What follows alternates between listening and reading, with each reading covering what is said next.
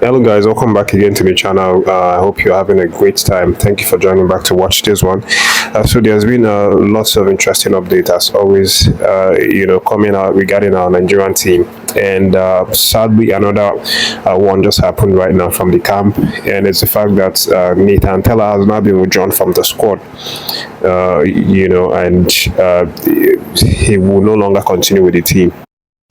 And it wasn't because of injury issues. Based on NFF's post, he was actually withdrawn because of some family issues which he had to attend to, and the young man was the one that asked to be removed from the squad, for that one. And this is now the second player that has been withdrawn from the squad, after the likes of Osimhen was replaced after NFF confirmed that he has an injury that's going to take him up to four weeks to get fit.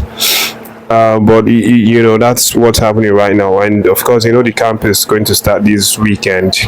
But then there's been a replacement of late, and the likes of Ibrahim Olawoyin has now been slotted in to replace Nathan Tella. And Olawoyin himself is not a bad player. He had a really great season, in the Turkish Super League with Spor. He actually, made some impressive stats with the club. He scored a number of goals, 8 goals in total, 3 assists, and helped his team to finish in the 9th position, which is really massive. He had very many appearances, up to 36 appearances for the club, and he's now the one that's going to replace Nathan Tella. Of course, if you follow the video, previously, that I talked about Olawoyin one time, that he is someone that Finidi might invite to get his first international cap.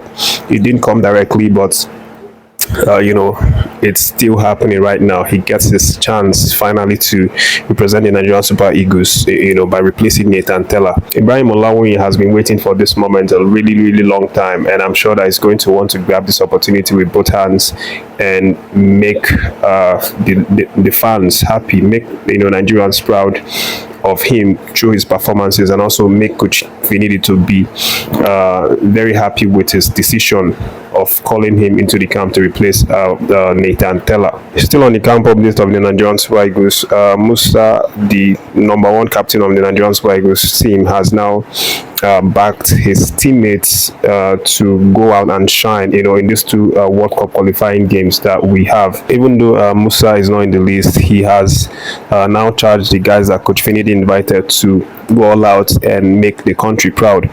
Musa is saying that he knows this task is going to be a really, really difficult task for the boys, to accomplish, but he believes, he says he believes that the boys can get the job done, that they can get all the results in these 2 games, actually winning 2 of them to take us to the top of the group, as we seek to qualify for the World Cup games. Another person that has also lent his voice is Ndidi, and he's now spoken about Victor Osimhen's absence, the way forward, and about Coach Finidi.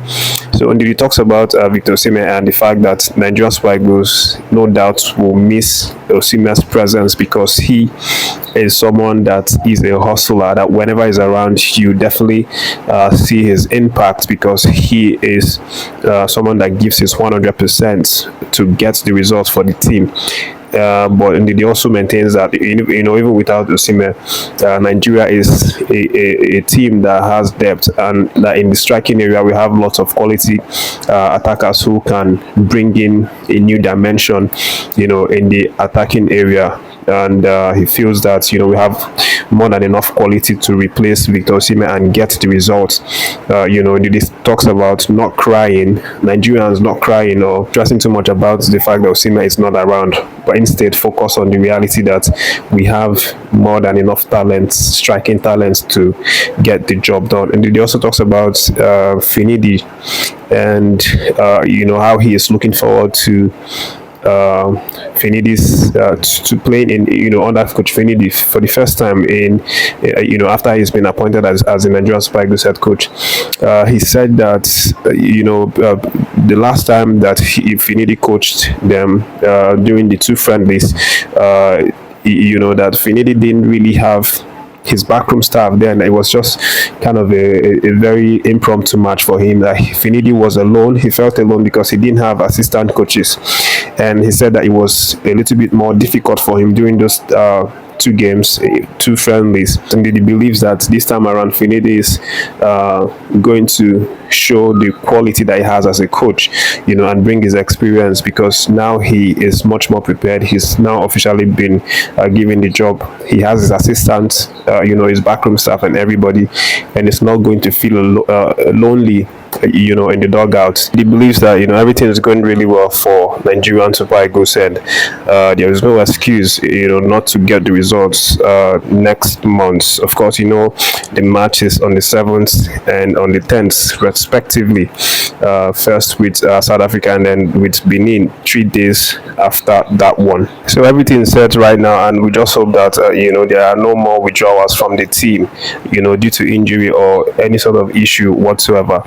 But to end this update, let me let you know that Coach Garba and his team have now returned back to Abuja yesterday from Ghana. Of course, they went to play the Wafubi games, which I wouldn't say was a big success, because they ended up failing to pick up the ticket for CAF Under-17 Championship next year.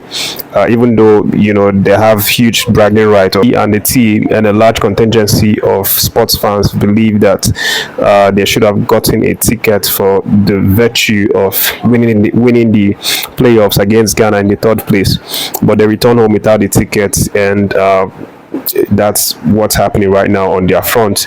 And for Garba, he has had some things that he said to the media, and in all the things that he said, he is never regretful for the performances of his boys. He in fact said that he's so proud of his boys for the way that they actually performed in the competition. Garba mentioned that he had only 3 weeks, that the NFF gave him that role, just 3 weeks to the competition, and that Ghana had been preparing for like 6 months, and in the end they got the 3rd place ahead of Ghana, and even went very far as far as semi-finals. And if you look at it, objectively, you would see that Garba is obviously right in a way, because the boys didn't really have much time to prepare. He didn't really have much time to prepare the boys. He only had 3 weeks, which is true. And on this channel we talked about it. He had like 50 plus players that he had to screen in less than a week to prepare them for that one. So it was really, really difficult, and to be honest, I consider them a successful team at this moment. But again, the blame is now shifted to NFF, and rightfully so, because NFF are the ones that coordinate these things. They should have a calendar for all the different competitions in our national teams, that they should know and start preparing beforehand. It's not when you have like a week to the set competition, that's when you start rushing, because that you have someone that you can latch onto when it gets very difficult. But that's the update, guys. Thank you for watching this one. React to any of the stories that you like, and subscribe to the channel if you've not done so. Share the video, guys, to get across to a lot more broader audience. Thanks for watching this one. Stay tuned to the channel and have a lovely day, guys.